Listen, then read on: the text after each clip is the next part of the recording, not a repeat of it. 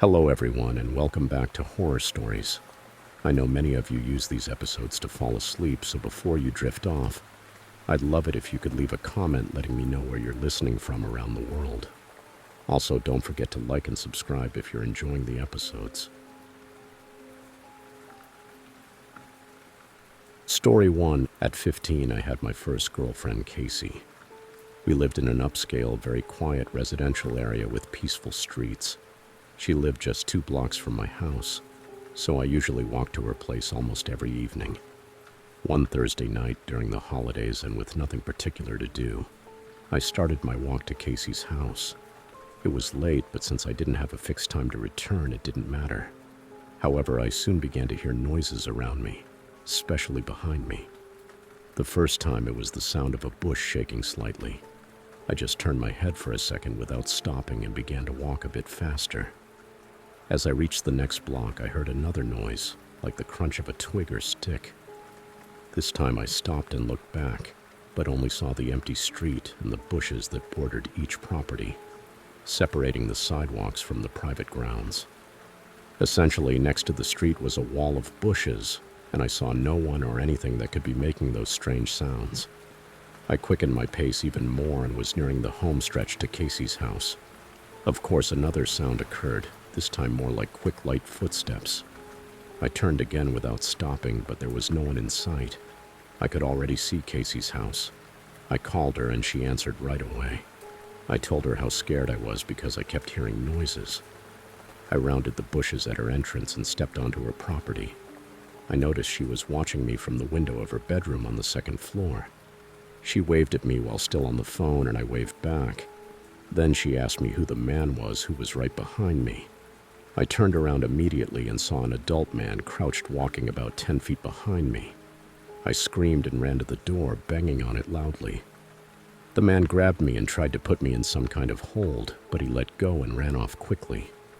Casey's mother opened the door with a look of consternation on her face, let me in, and slammed the door shut as Casey ran towards us. I was breathless and felt my heart beating 1,000 times a minute. Casey's mother hugged me, asked a few questions, and then called the police to alert them about a dangerous man lurking in the area. Casey's mother allowed me to stay that night for obvious reasons, and the next day she drove me home.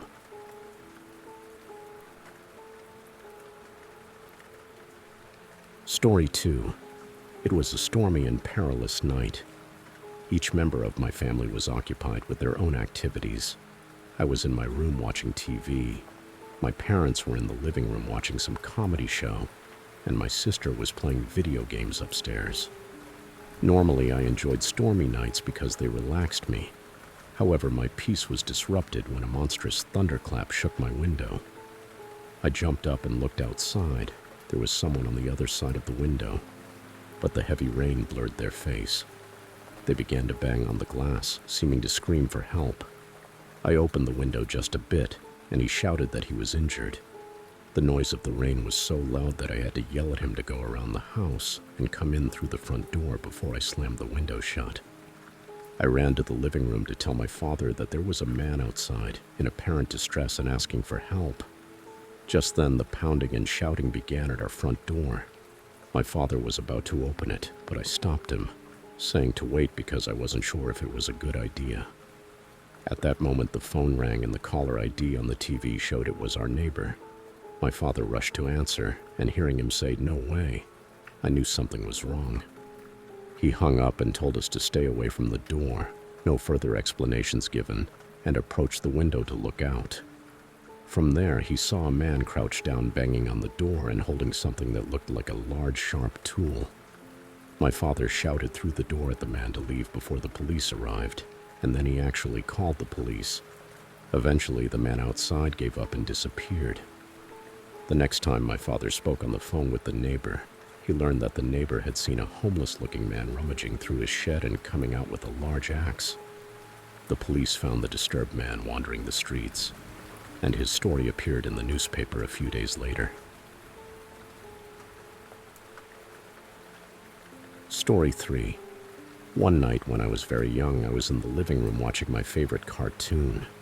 I had the TV volume up high, but I thought I heard my mom calling me from the basement. I responded by asking what she wanted, but got no reply.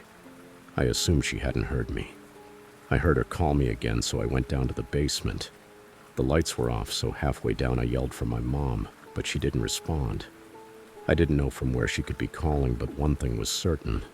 She was not in the basement. I started to climb the stairs back up, but before I reached the last step, I heard my mom's voice from the basement again, calling my name. I looked into the total darkness, ran back to the first step, dimmed the lights a bit, and hesitantly advanced halfway down the stairs, peering into the basement. I saw no sign of my mom anywhere down there. Suddenly, I felt an overwhelming terror, ran up the stairs, practically crying for my mom. She quickly came down from the upper floor, and between tears, I told her that something was calling me from below with her voice. She swore to me that she hadn't been calling me. She went down to the basement to check and to make me feel better, but I didn't feel any better. I'm sure she didn't believe me. Why would she? I was just a kid, but even so, I know what I heard. Story 4. My grandfather recently told me a story about a walk he took with his dog. He had a small Boston Terrier named Sherry, named after an old friend of his who had passed away. My grandfather lives about 2 hours away from us on a farm, where life is quite peaceful. He lives with his wife, Mary Ann, whom he married about 15 years ago. Every day, Mary Ann would walk Sherry in the morning, and my grandfather would take her out in the evening during sunset. On one of these routine walks, as my grandfather was walking Sherry along the dirt path that borders the forest next to their property, they passed by another person on the path. Sherry instinctively barked and tugged on the leash towards the stranger, as most dogs do when they see someone they don't know. My grandfather greeted the stranger, who was wearing a large hood, but the person just walked by without even looking. So he and the dog continued on their way. However, Sherry kept looking back occasionally and barking. My grandfather had to quiet her and tug on the leash to keep her moving. Eventually, my grandfather turned to see what Sherry was barking at. The stranger they had passed a few minutes earlier was stalking them from behind a tree at a distance. My grandfather decided to quicken his pace as fast as he could at his advanced age. He always carried pepper spray in the large pocket of his coat, just in case. As he was getting closer to the house, he heard the clicks of leaves on the ground right behind him. But before he could turn around, he felt the heat of a glove covering his mouth and nose, preventing him from screaming or breathing.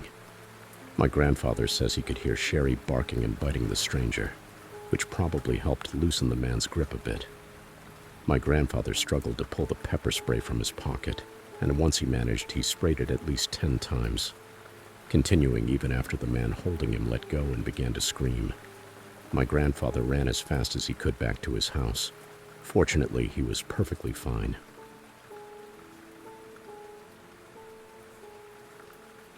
Story 5. I grew up in California for the first 14 years of my life.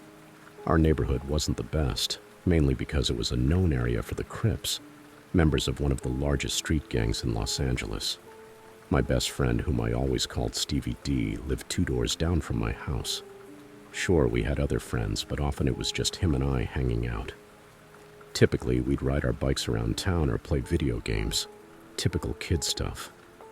When we were 12 years old, one night we were biking around the neighborhood and decided to visit a well-known abandoned house.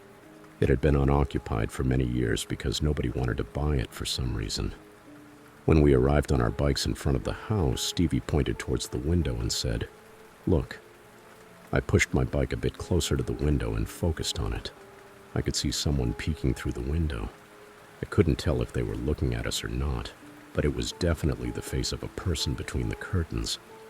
It was extremely strange considering the place had been vacant for years. We stared longer than we probably should have and noticed something even stranger. The person wasn't moving their face at all. We moved a bit closer up to the empty driveway. As we approached, it seemed to be a Halloween decoration or something, like a fake head. This meant that someone had entered the house to place it there. Stevie D and I, being the mischievous kids that we were, devised a plan. We decided to sneak in through the back somehow and explore the place. We hid our bikes next to the house, behind a bushy shrub, and then slipped into the yard. To our surprise, the back door was already unlocked, but when we thought about it, it wasn't so surprising considering it seemed like someone had already entered to put that fake head there.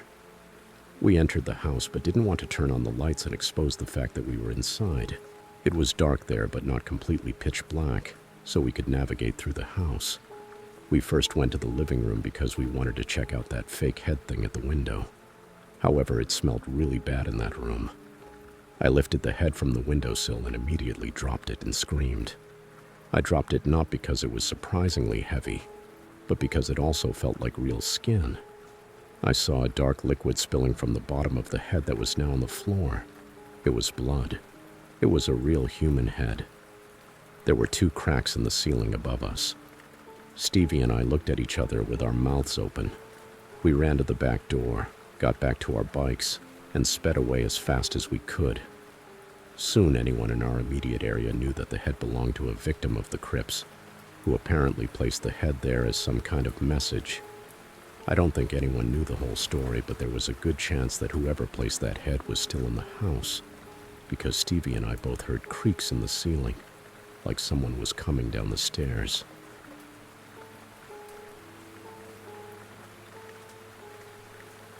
Story 6.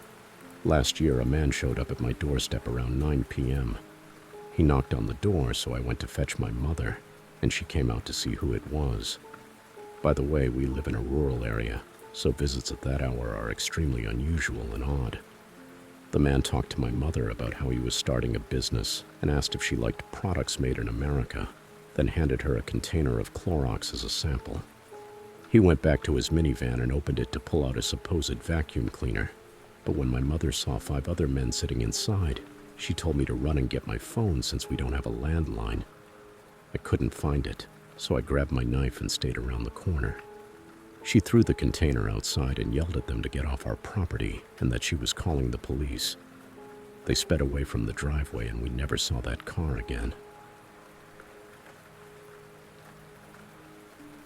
Story 7. I've always been a fan of extreme sports since I was little. Mountain climbing, paragliding, diving, and though I've always been an enthusiastic skier, I used to go skiing up north at least 10 times per season, sometimes with friends, sometimes alone.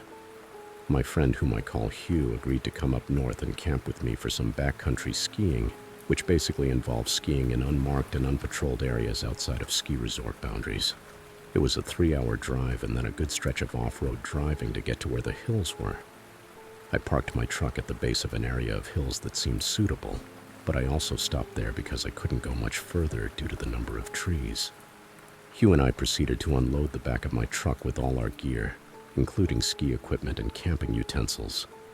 Then we walked about a 1/4 of a mile, which was incredibly tough with all that we were carrying. We found the perfect spot to camp right at the base of a hill and in a small clearing among the trees. Setting up the tent and unpacking our sleeping bags and gear was our priority. Once that was done, we started climbing the hill to explore the area. We did a good amount of hiking, but also took the opportunity to do quite a bit of skiing. At one point, Hugh and I separated while skiing downhill on a larger hill. I assumed we would meet at the base or that I would eventually find him. I checked the walkie-talkie to see if he would respond, but he didn't, which meant he was probably still coming down. At some point, while I was walking with my skis at the base of the hill, I ran into another skier. He sounded very friendly under his ski mask, asking where the best hills were and if we were camping and stuff like that. He had his skis strapped to his orange backpack. I pointed out the hill I had just come down and also the direction where we had set up camp. He said he and his wife were trying to find a good spot to camp near other people and asked if I could guide him to my camp. Though I really didn't want to go all the way back there, I felt I should be a good Samaritan and help this man and his wife. I took out my walkie-talkie again and told Hugh over the speaker that I would be going back to the camp for a while.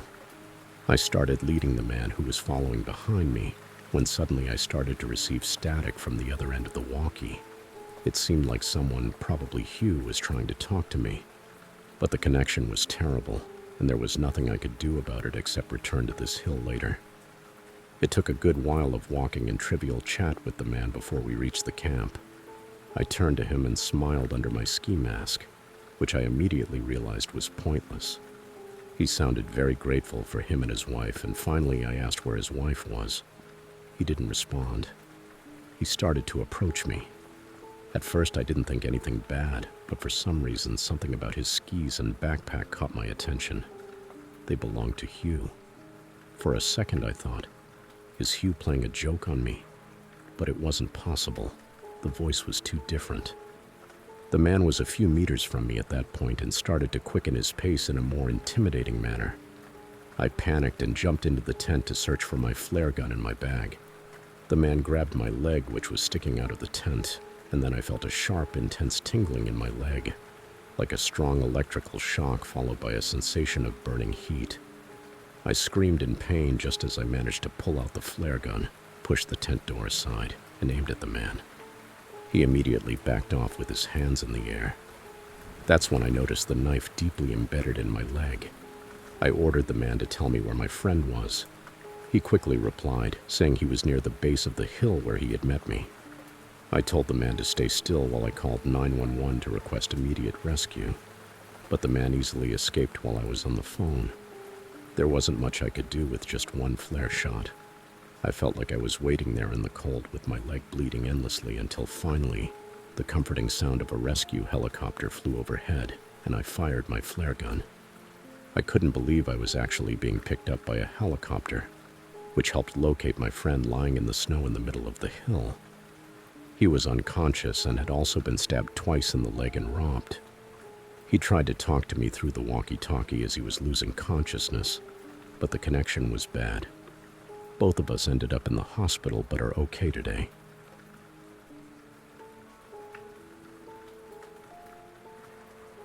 Story 8. I lived in a small college town. My apartment complex was within walking distance of the bar area in downtown. One weekday night, I stepped out onto the front porch to smoke a cigarette or two while studying late. I brought my textbook with me and lay down on the steps while I smoked. A girl who I had never met before, but who lived in an apartment on the ground floor next to mine, came home from downtown. She was alone, and you could tell from her walk that she had been drinking. She entered her apartment and had barely closed the door when a man who appeared out of nowhere knocked on her door. She opened it and I noticed that he introduced himself, which was odd because it was 2:30 a.m. Who goes to a girl's apartment at that hour? So I decided to stay outside and pay attention. They ended up talking for more than 10 minutes. She later acknowledged how strange the situation was but didn't know how to end the conversation. He did creepy things like stroking her hair at least 3 times, and he tried to slowly move closer to her and the door. I purposely made noise with my textbook to let her know I was there, and he disappeared as mysteriously as he had arrived.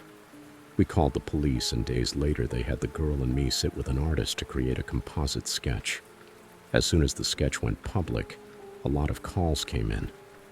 It turned out that the guy was a serial rapist who followed girls home from bars and pretended to be a taxi driver offering them a ride.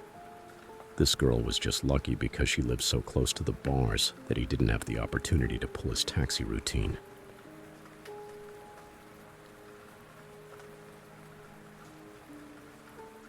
Story 9. I've only used Craigslist once in my life, and that single time left a bad taste in my mouth.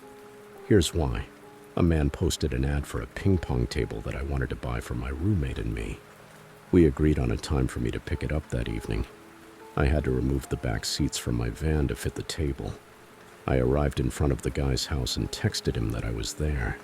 I saw the door open, so I got out of my van and quickly walked up to his door to greet him. I tried to shake his hand, but I think he didn't see my arm, so after a few awkward seconds, I lowered my hand. He told me in his raspy smoker's voice to follow him to the basement. The whole house had a distinctive smell, not exactly bad or worrying, just a smoky cotton scent.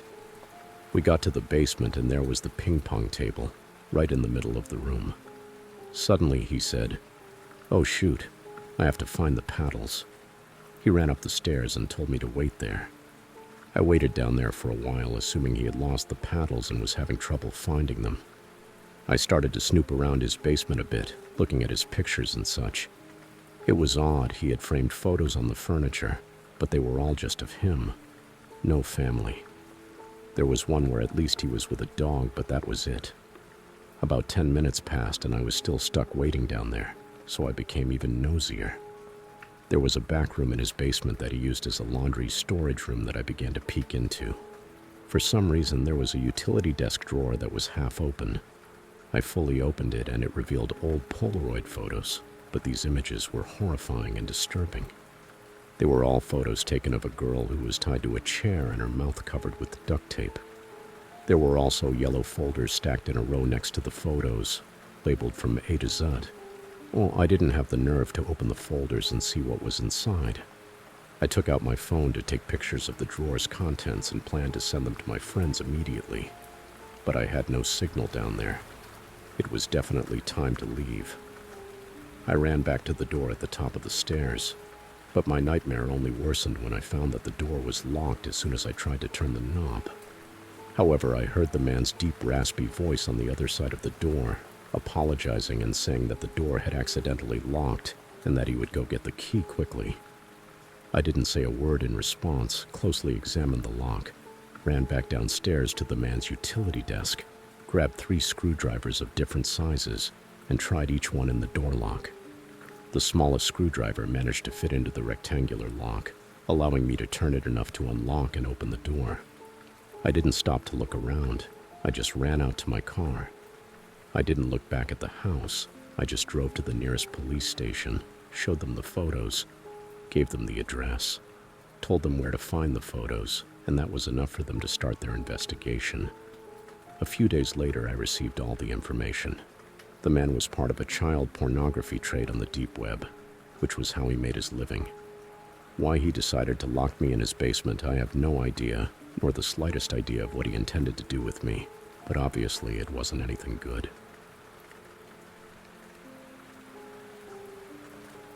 Story 10. When I was a teenager, I used to babysit. At 14, I took care of a 6-year-old boy named Cody. When his parents left, they gave me a few instructions, just to order a pizza for dinner and not to let him go into his room. They also made an interesting comment, that Cody acted differently from other kids, and that he would talk to himself or to his imaginary friend, especially when playing with his toys. It was a rainy mid-afternoon and I was watching an old TV show while Cody played on the floor with his toys scattered around the living room. Cody used the name Agnes and acted as if he was playing with another child sitting across from him. Suddenly, one of his toys, which was on the other side of the room, activated on its own. It struck me as odd because it was one of those cubes with a crank that, when pulled, would display a moving racing background. It was the kind of toy that required effort to activate, and there it was, running by itself. I asked Cody how that was possible. He looked at me and said Agnes was playing with him. I admit it was a bit unsettling to hear him say that. I picked up the toy and turned it off. That night, in the last hour waiting for his parents to return, I was in the bathroom washing up when someone knocked on the door. I said, "Cody." Opened the door, but Cody wasn't there. I looked down the hallway towards Cody's direction. One of the doors at the end of the hallway began to open slowly, very slowly. I turned off the bathroom lights and walked towards the room expecting to see Cody trying to scare me. Instead, Cody was sitting on the bed in the farthest corner of the room watching me. I asked him who had opened the door. "Agnes," he said. Truly frightened, I went to pick Cody up from the bed and took him to the living room, where I spent the rest of my shift until his parents came back. I didn't mention any of the strange occurrences, but when they contacted me a few weeks later to babysit Cody again, I never returned their call.